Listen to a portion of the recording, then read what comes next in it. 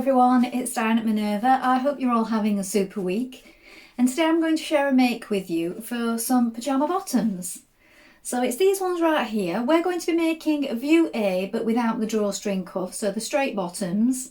And what we're going to be using today is this beautiful Minerva exclusive cotton sateen in Boudoir Bouquet. Now this is one of my favourite designs. I think it's really gorgeous. I love the rich colours.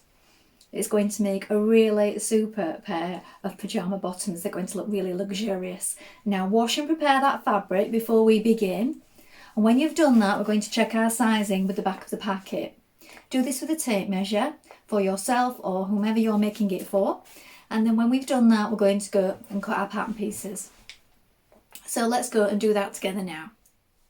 Here are our pattern pieces. So here is the back of the pyjama bottoms or pyjama pants. So the straight grain is going this way. We're going to cut two pieces and make a note of our markings. And then we have the pyjama fronts here. Again, we're going to cut two pieces. The straight grain is this way. Make a note of your markings and the marking here. You can lengthen or shorten at the double line. Here we have our front yoke and pocket for A. We're going to cut two pieces. This is a straight grain. Make a note of the markings. So now we're ready to begin making our pyjama bottoms. Now, first of all, we want to wind half of our thread onto our machine spool and make sure that our needle is sharp. Today I'm using a standard size 80 today. You may wish to test this on a piece of scrap fabric before you begin. Then when you've done that, you're going to take two small pieces of interfacing and we're going to apply it over the buttonhole marking on the top of our pyjama bottoms. So let's do that first of all, and then we're going to apply our pockets after that. So let's get started. So first of all, we're going to make a buttonhole where we've just applied our interfacing. So check your manual before you begin. So mine does this in a 4-step motion, yours may do it all at once. So set it up, and we're going to make the buttonhole at the place marked at the top of the two fronts.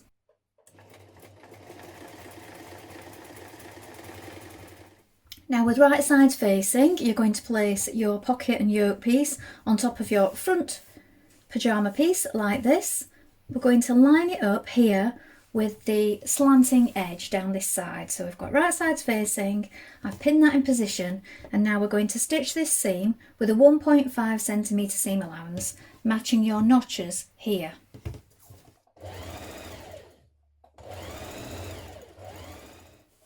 Now turn the pocket to the inside and press, and now from the outside we're going to stitch it, we're going to top stitch it on the edge 6mm away from the edge.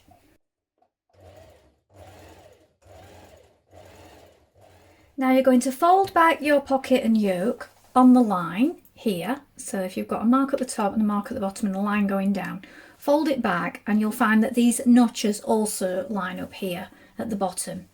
Turn it to the right side and it looks like this. We're going to pin it at the top and the side, and then we're going to baste along the top and the side just to keep it in place. And we're going to repeat this step on both sides.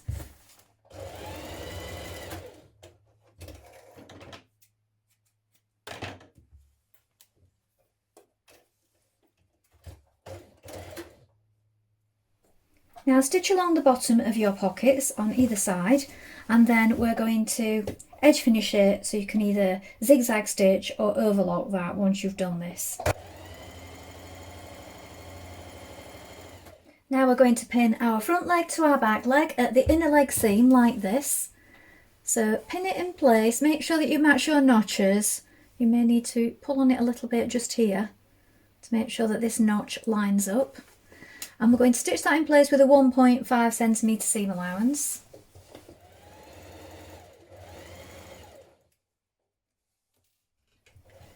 Now with right sides together, stitch the centre seam, but you're going to leave an opening between these two small circles here and here.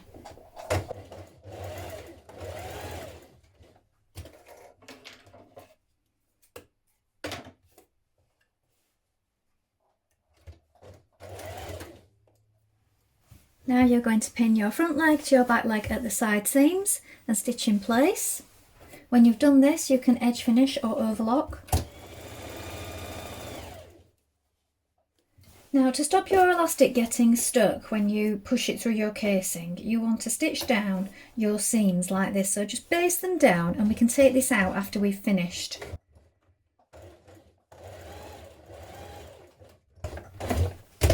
Do this on each seam, just to keep it flat on the inside. Now turn back the casing at the top of your waistband, so turn it under 6mm first of all, and then it's 3.5cm like this.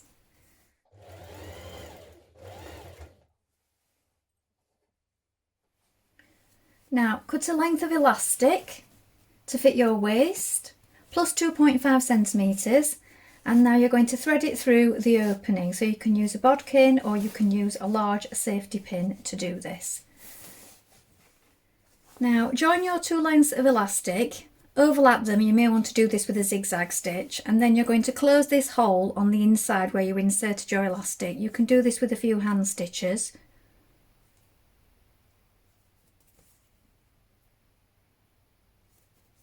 Now insert your cord through your buttonholes, again with either a safety pin or a bodkin, and thread it all the way around.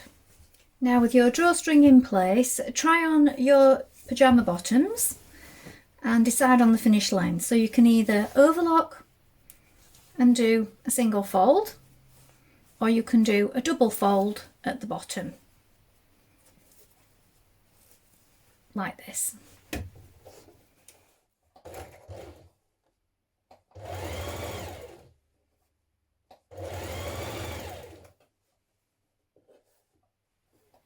So here are the finished pyjamas.